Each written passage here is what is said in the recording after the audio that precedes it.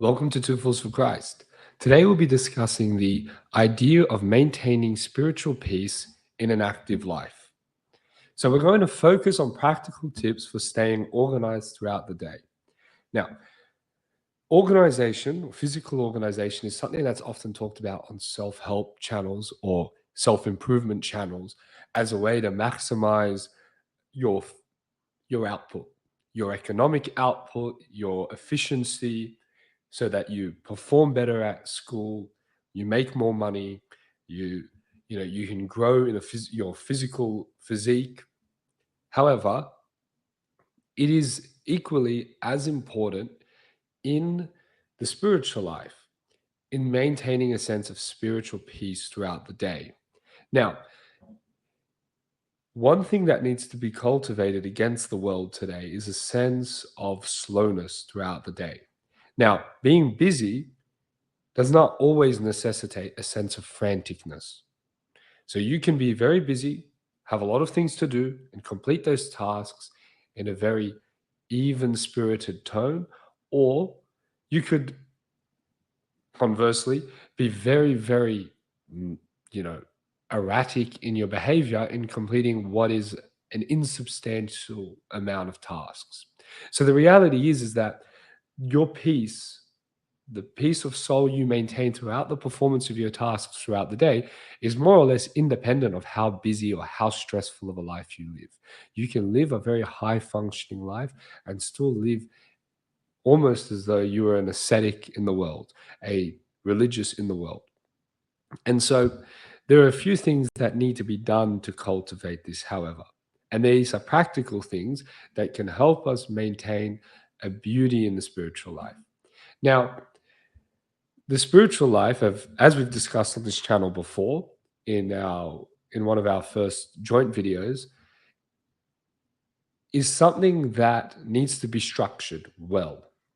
Okay, you can pray a good amount, but if you only pray in the morning or in the evening and neglect prayer throughout the rest of the day, your life will be very lopsided and not not well ordered to what a prayer life is supposed to be. Because what is the spiritual life? Well, the spiritual life, in one way, can be compared to a romance with God. And so part of that means an ongoing connection, an ongoing prayer throughout the day. The prayer is the elevation of the intellect and the will to God. And that ought to be something that we grow in year by year.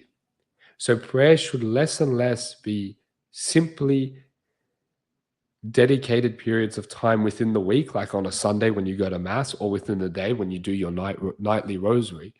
And it should be a constant recollection of God in all that you do. You think of godly things, you think of heavenly things, you think about the goodness of God. You have spontaneous prayers for God throughout the day, which stem forth from an overwhelming sense of love just at the contemplation of God. And so if your prayer life is reducing into simply, you say your daily rosary and that's it, and then for the rest of the day you lose a sense of connection or fervor for God, then there's a problem. The consolations we feel in prayer, yes, are not completely indicative of a prayer life. But what I'm talking about here is not warm and fuzzy feelings. I'm talking about the sense of peace in the soul. Now, peace is about order. Peace comes from when there is order in our souls. Now, that means that the passions are subjected to the intellect and to the will, and that we are choosing right things. And so we have peace in the world when we maintain the place of our spiritual goods above our worldly goods.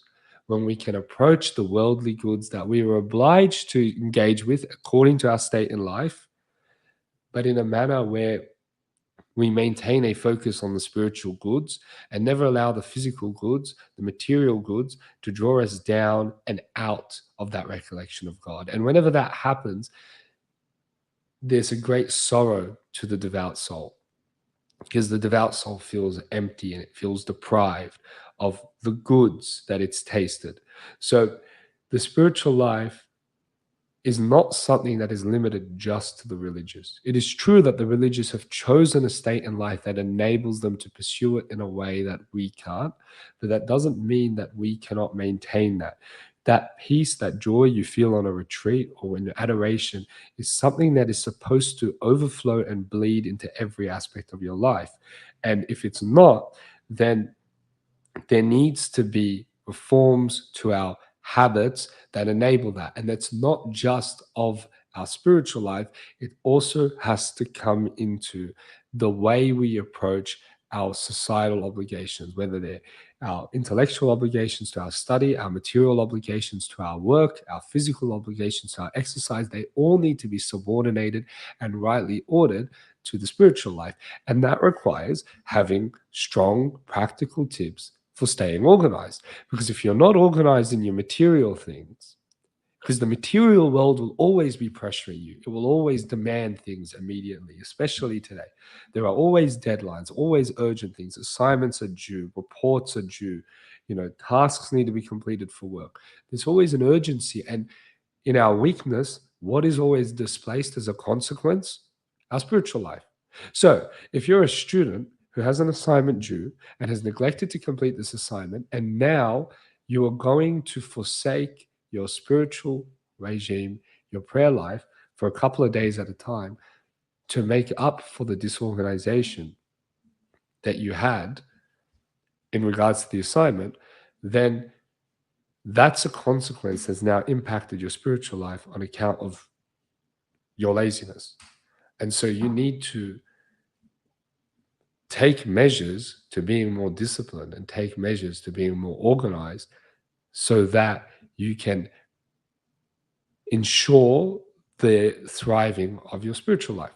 Okay, so the day needs to be built up or ordered in a particular way that maintains and safeguards this sense of spiritual peace. And so, previously we discussed the importance of having a spiritual regime that is more ordered towards time in the morning as opposed to time throughout the day. And the reason this is the case is because our souls are like a watch. The old automatic watches that don't run off batteries had to be winded up, had to be wound up, and they would go off. They needed to be recalibrated. They would have an accuracy of within a couple of seconds a day. So if you wore the watch continuously for half a year and you don't recalibrate it, you're going to be a few minutes off on your time. And so the more frequently you recalibrate your watch, the more frequently you can be assured that the time you're given is accurate.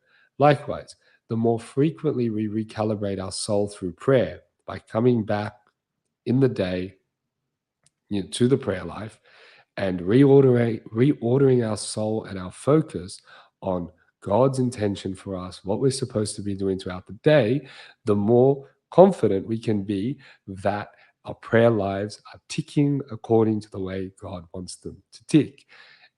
As opposed to someone who neglects the prayer life for months upon a time and then feels the great relief of going to confession. I mean, of course, you're going to feel a great relief to go into confession. Your soul's been completely uncalibrated towards its end. It's focused on material and physical things, and it's not cultivating the spiritual life. And so you need to cultivate the spiritual life daily, but then you need to guard against the loss of that cultivation. If you're following the tips that we brought up in the spiritual, beginning a spiritual life, then now it's about guarding and maintaining that so that it isn't a matter of you pray your rosary and the moment the rosary ends, all that fruit is gone because you're immediately frantic and panicky or, behaving poorly. And so a loss of composure is never good. If people manifest or people express this in different ways depending on different temperaments. Some people become agitated or irritated. Some people have meltdowns or get very loud, or panicky, or startled. Some people shut down entirely and don't say. All these things happen as a consequence of stress.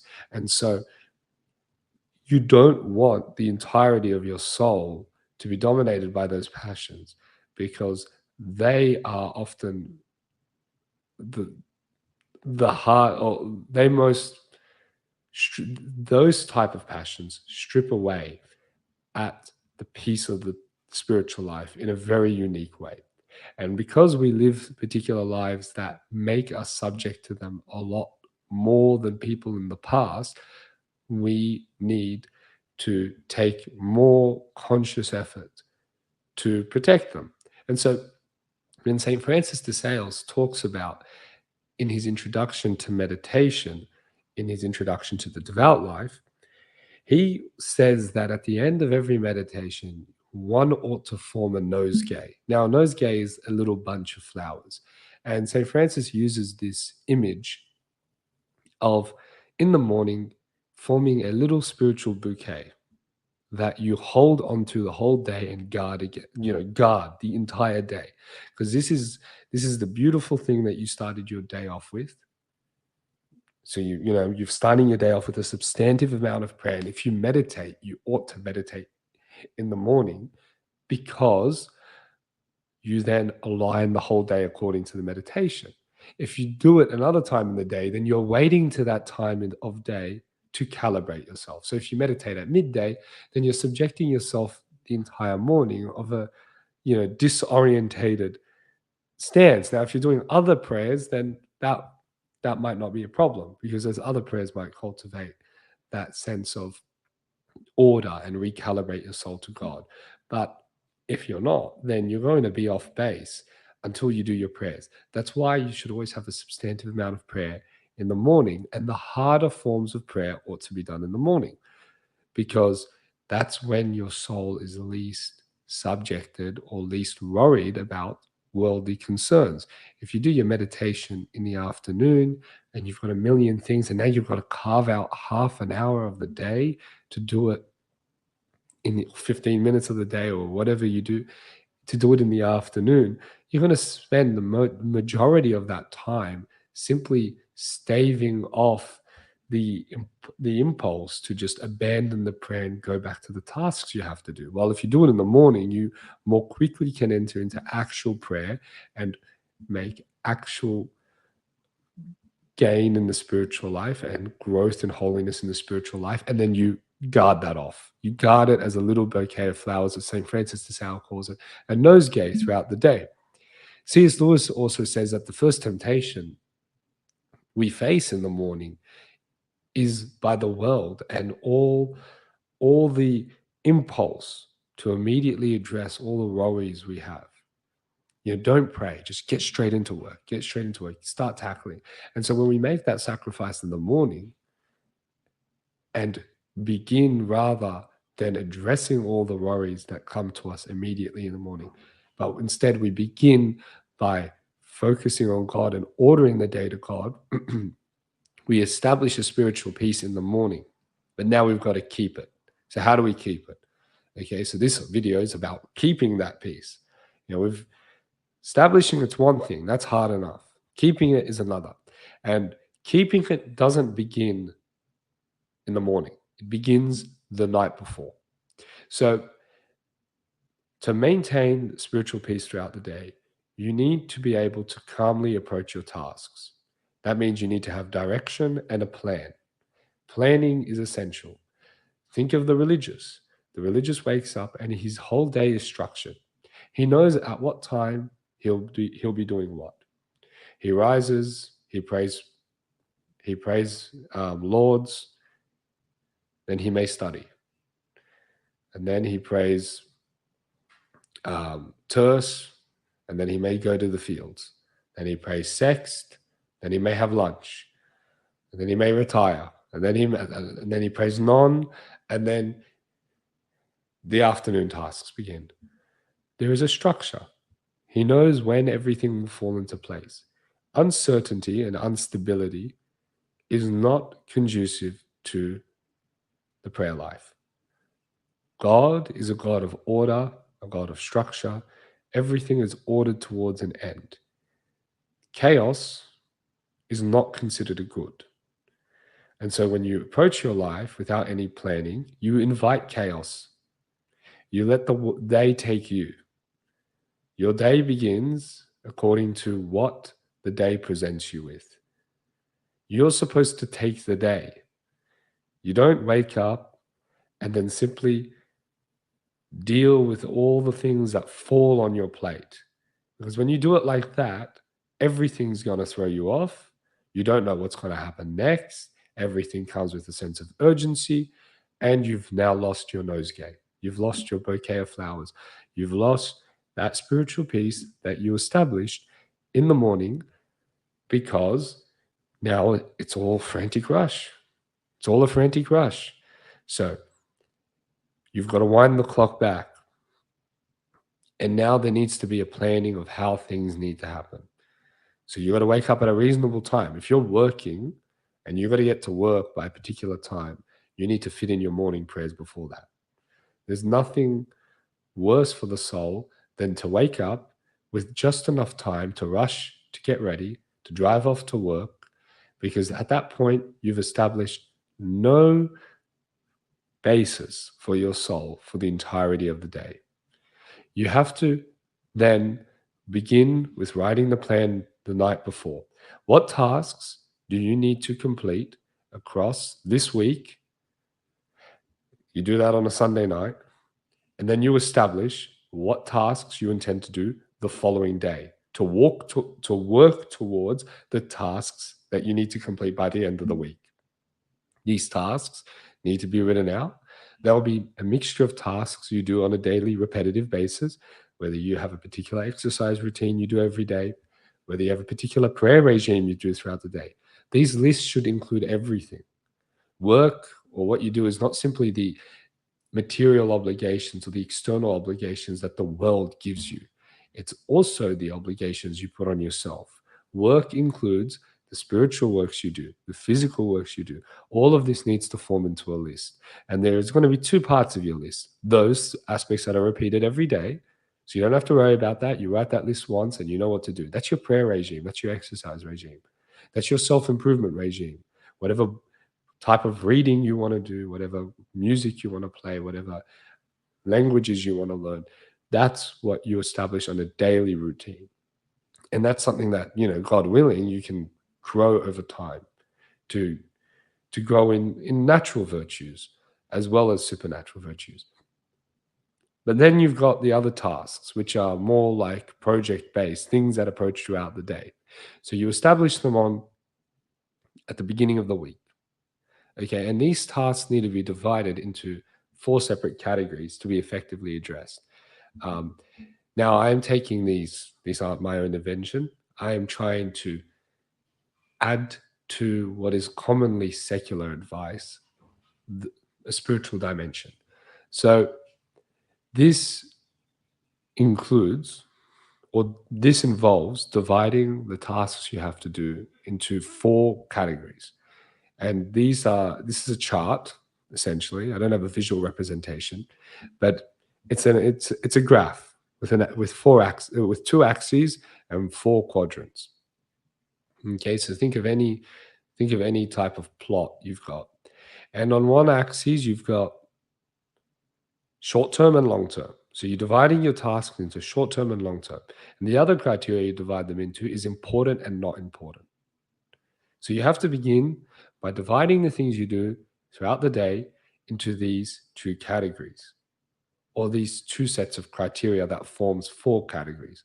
Now, evidently, those tasks that are important are those things that if you don't do them, there is going to be some form of serious consequence. You don't write this report, you get fired. You don't submit this assignment, you fail the subject. Not important tasks could be some indefinite thing that you have to do. Hang up the frame in your house. And that's not really important. We can leave that. Even if that takes a couple of months to get to, that's okay. Then there is the long-term, short-term criteria. So how urgent is this? Is this assignment due in 2 days' time, or is this due in 4 weeks' time? Is this report due by the end of the week, or is it due by the end of the month? Does that frame need to go up before a particular guest comes over for dinner or not? So then once you divide it into that, you end up with 4 categories.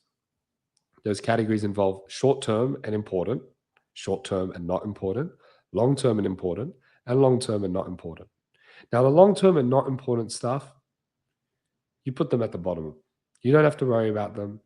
You The moment you write them in that category, you can mentally relieve yourself of the stress associated with getting them done.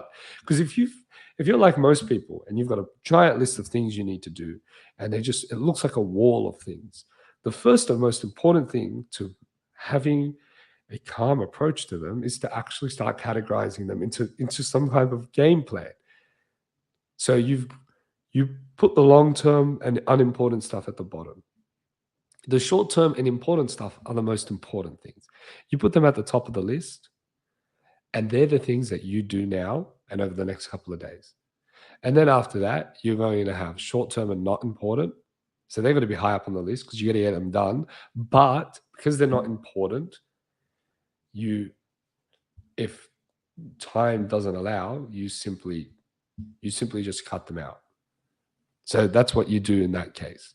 So if you've got a list of short-term and important things to do and short-term and not important things to do, you focus on the short-term and important things first. And if the short-term and not important doesn't happen, it just doesn't happen. But at least you've got an order to it. Because if you don't have an order to it, then you'll lose a sense of peace about it, because you're feeling like it's all going to collapse if you don't do this. As long as those short-term and important things are done, you're safe. And if the unimportant stuff just get left out, that's it. It's not a big deal.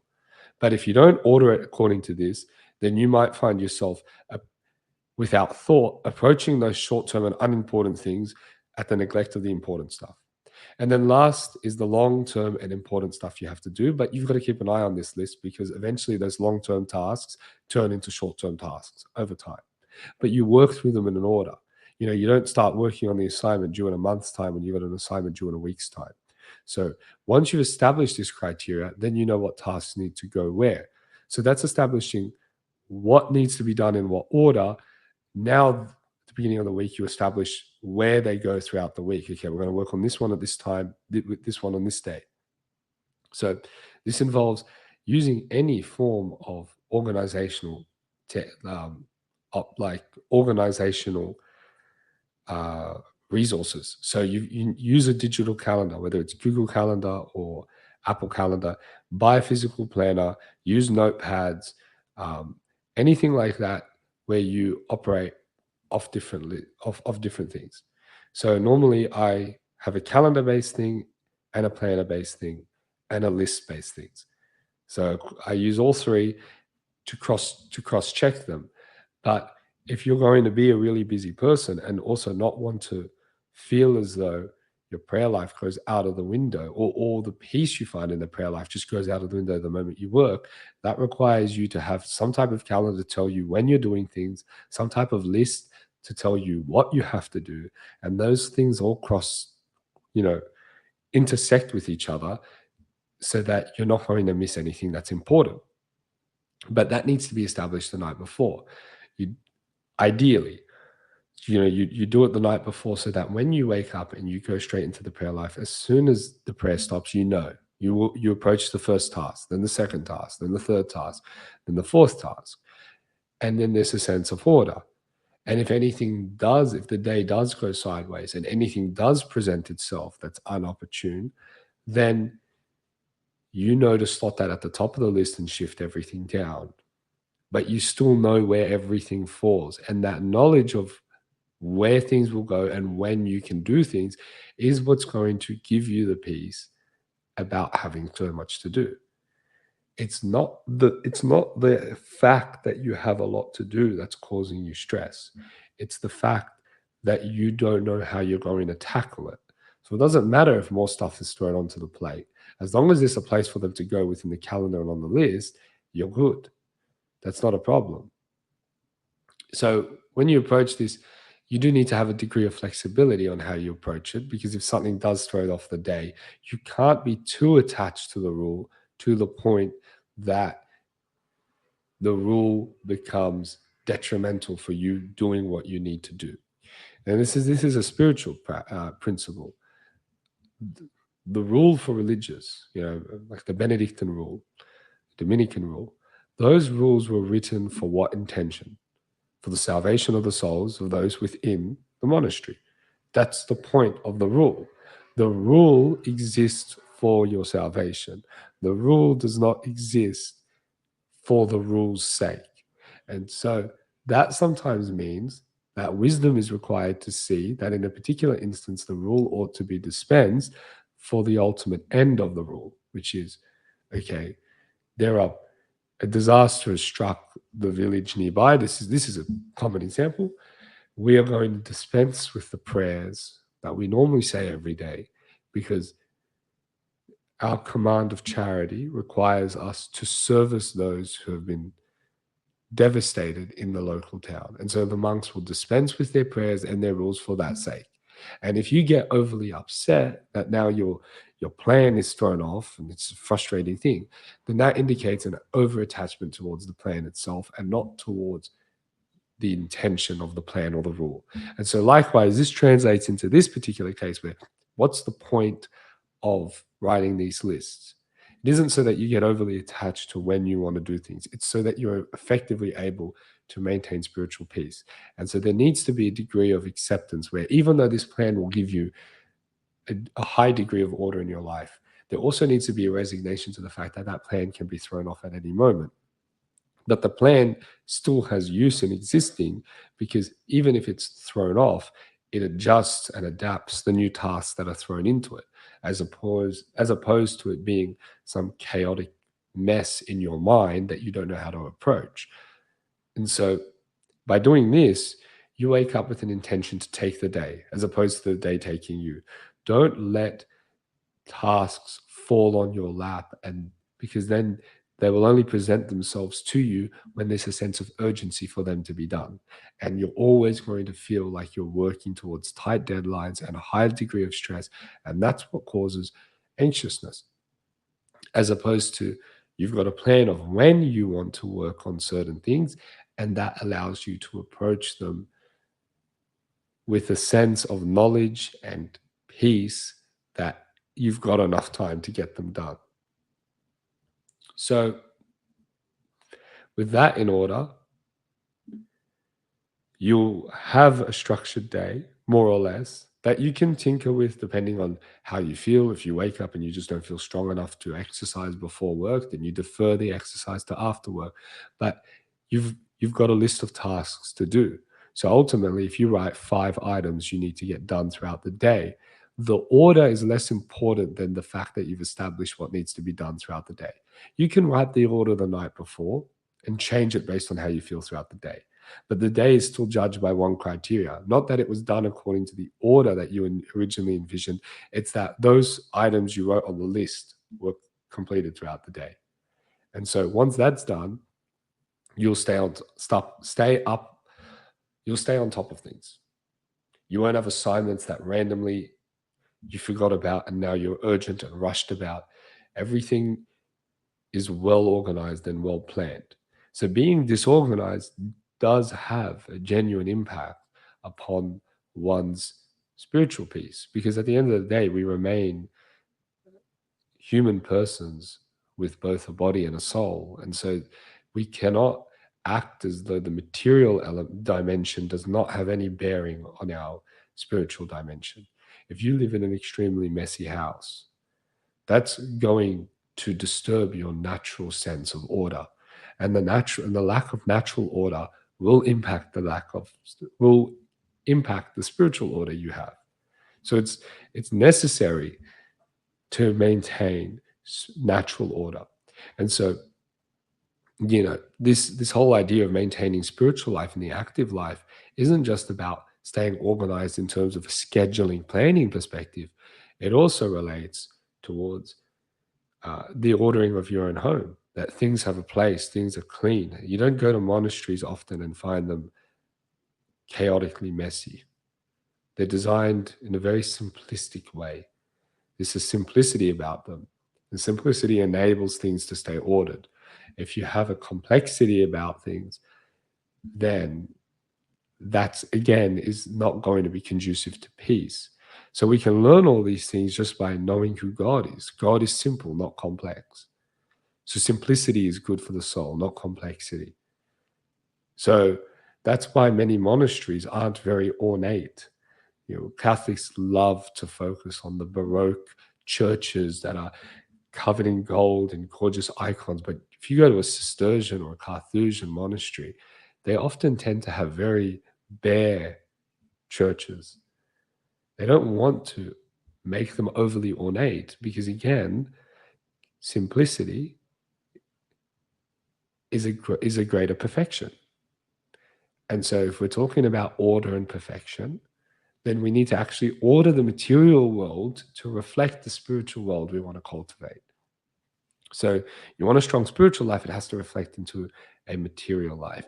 This isn't something you just put aside. You cannot tell yourself that you want to be holy and have a spiritual life and at the same time neglect the material dimension. So we've spoken about the planning and scheduling aspect, but there's a whole other question about the physical order, so cleanliness of one's house, yes, but also the complexity of your interests and the things and the people you put yourself around and the environments you put yourself around. If you want to have a deep interior life, you don't go to parties every day. You don't surround yourself by loud music. You don't surround yourself with obnoxious people because that ultimately they're vexatious to your soul.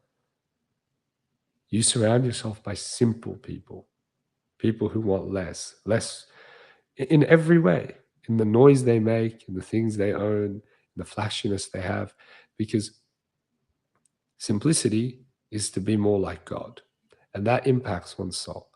So, the and this is a little bit. This is towards the tail end of the video, and this might be something I'd like to explore in another video, because this one was particularly focused on organization and scheduling. But there is a direct impact if you hang around certain types of people or certain types of environment.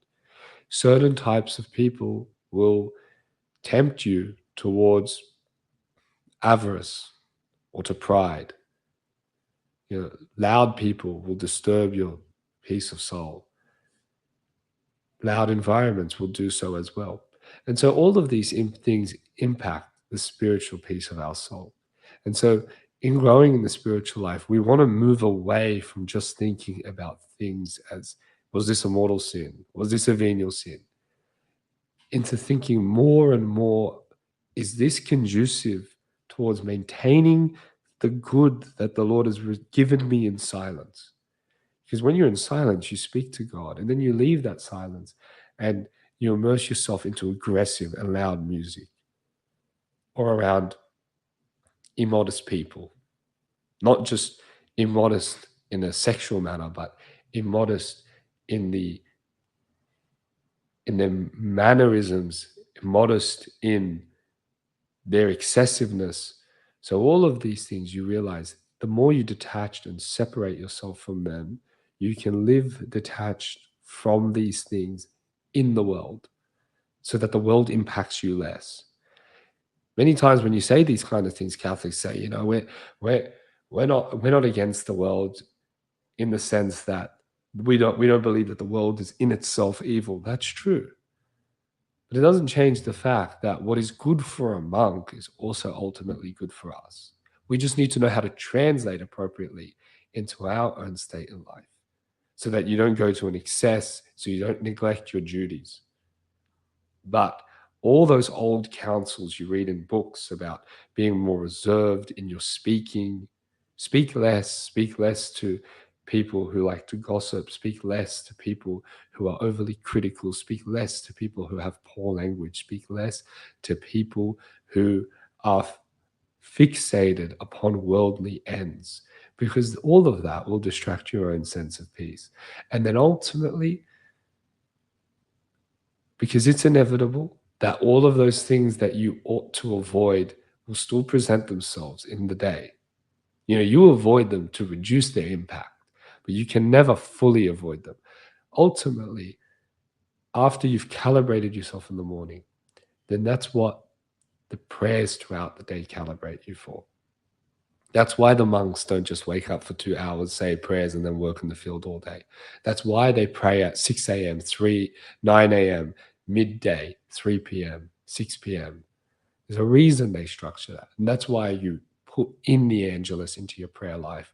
You have a smaller but still sizable chunk in the evening to pray for, because that will recalibrate you. Because all of this plan is to maximize or to actually decrease the impact that the world will have on our soul. But because we live in the world, it's ultimately impossible to fully shelter ourselves from it. So prayer and immersing ourselves in prayer is what will recalibrate us and bring us back to that centered peace of soul.